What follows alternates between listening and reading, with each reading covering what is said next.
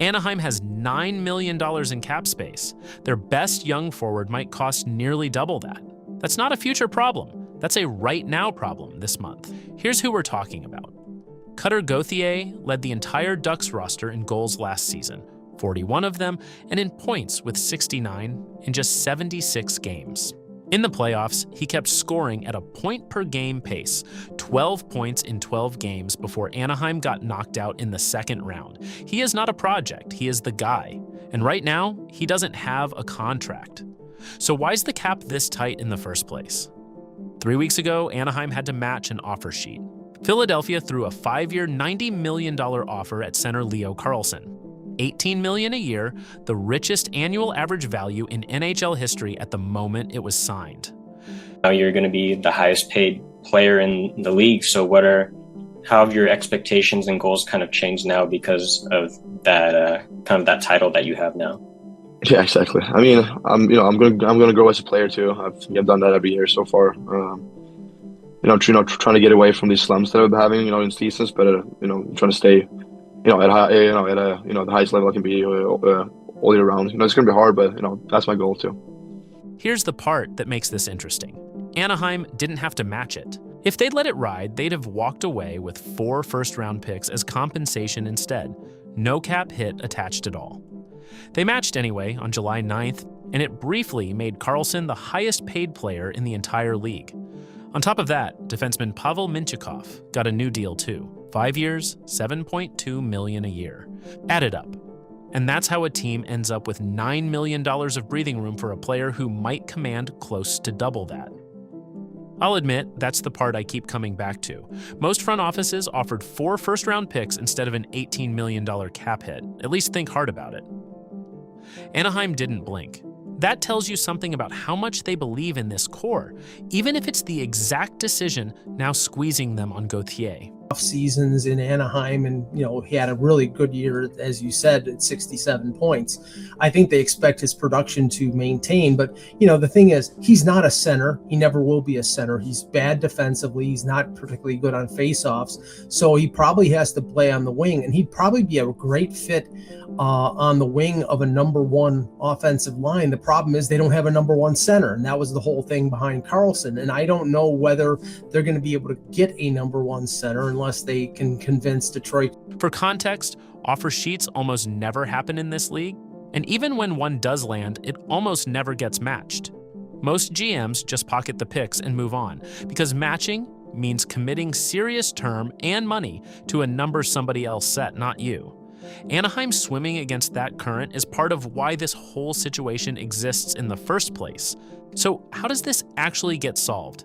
That's the real question, and it's not as simple as just pay him. There are a couple of very different ways this plays out, and neither one is locked in yet, so let's get into what's actually been reported, and by who, because the sourcing matters here more than usual. Start with the number itself. Daily Faceoff's Anthony DeMarco, speaking on TSN Radio, said he expects Gauthier's next contract to land somewhere between 16 and 17 million a year. That's more than Connor Bedard's fresh $15 million deal, but short of what Carlsson just got. One well-sourced insider, one specific range. Right now, that's probably the most credible number floating around. He can have no negotiating rights other than, hi guys, I scored 40 goals last season. I can just sit here.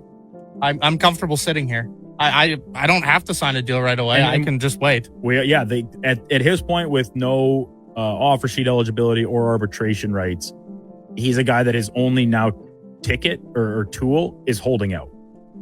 And we know how that usually ends up going, continued bad blood between team and player.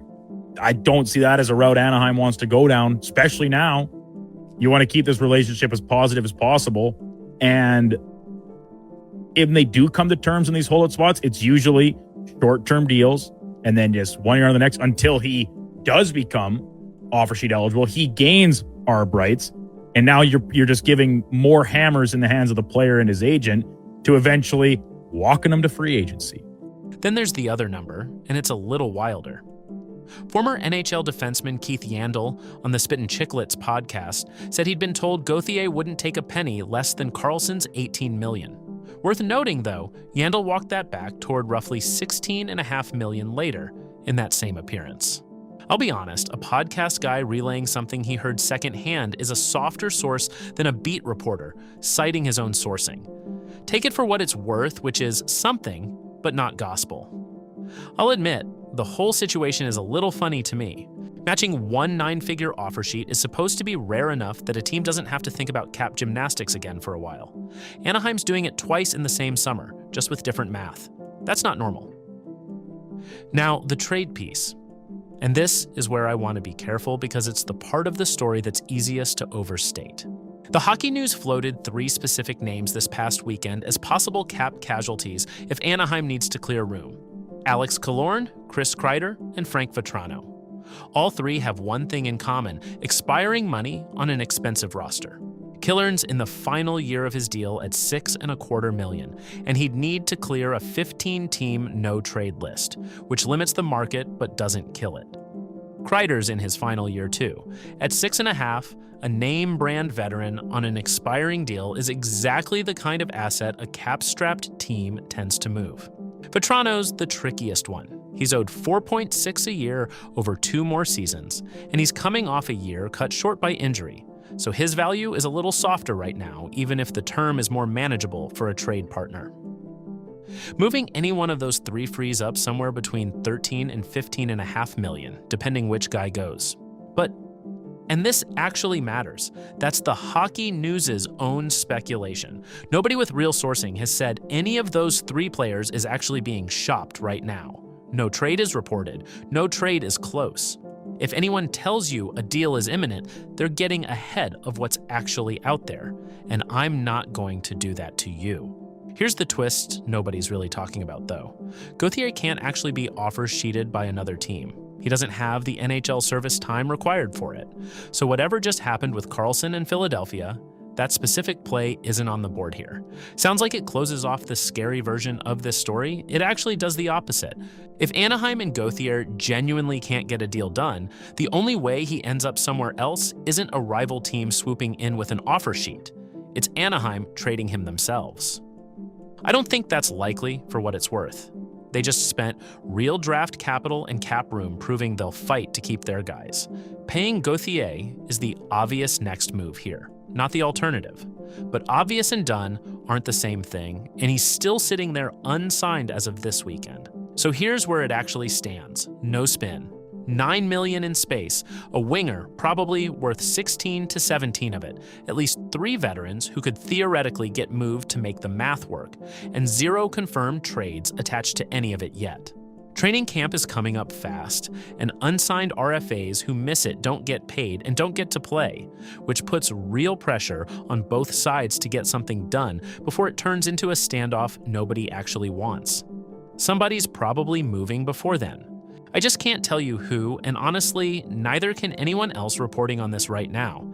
Anyone who tells you otherwise is guessing louder than their sourcing actually allows. Drop your guess below on who gets moved first. I've got one, but I'm curious if you land somewhere different.